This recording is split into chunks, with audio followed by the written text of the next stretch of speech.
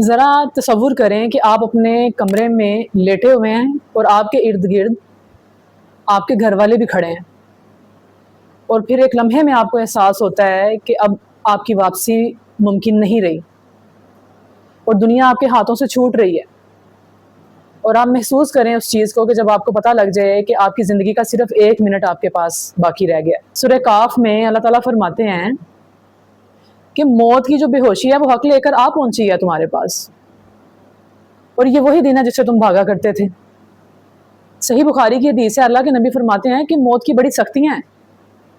تو ذرا آپ امیجن کریں کہ جس دنیا کو آپ نے سب کچھ سمجھ لیا ہے، آپ نے اور میں نے سب کچھ جان لیا ہے، اسی کو ہی مال دولت پیسہ حرام حلال بے حیائی چیزیں، ہم سب کچھ اسی کو مان کے اس دنیا میں لگے ہوئے ہیں اور بس لگے ہی ہوئے ہیں، تو آپ کو پتہ لگ جائے کہ یہ چیز آپ کے کسی کام نہیں آنی، اور 1 منٹ موت سے پہلے آپ امیجن کریں کہ انسان سوچ رہا ہوتا ہے کہ یار میری تو اتنی نمازیں قضا ہو گئی تھیں، میں نے تو اللہ تعالیٰ سے توبہ کل کرنی تھی، میں نے اپنے ماں باپ کا دل دکھایا تھا، کسی مظلوم کے اوپر ظلم کر دیا تھا،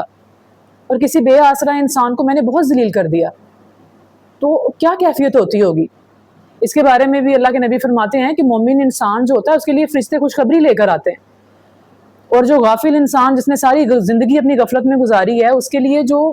بڑی خباثت والی موت اس کی ہوتی ہے۔ اللہ تعالیٰ ہم لوگوں کو، ہم سب کو اس چیز سے محفوظ رکھیں، اور اللہ تعالیٰ سے دعا ہے کہ ہمارا جو خاتمہ ہے وہ ایمان پر توبہ کے ساتھ اور حسن خاتمہ پہ ہمیں ہماری زندگیاں جو ہیں وہ آخری سانس مکمل اللہ تعالیٰ فرمائیں۔ اس میسیج کو زیادہ سے زیادہ شیئر کریں، کیونکہ آج ہم لوگ زندہ ہیں، ہم آج زندہ ہیں، ہم اللہ تعالیٰ سے توبہ کر سکتے ہیں، معافی مانگ سکتے ہیں، جن کے دل دکھائے ہیں ہم ان سے معافی مانگ سکتے ہیں، اپنے والدین سے ہم معافی مانگ سکتے ہیں، ہم نیک عمل کر سکتے ہیں۔ اس ویڈیو کو زیادہ سے زیادہ شیئر کریں،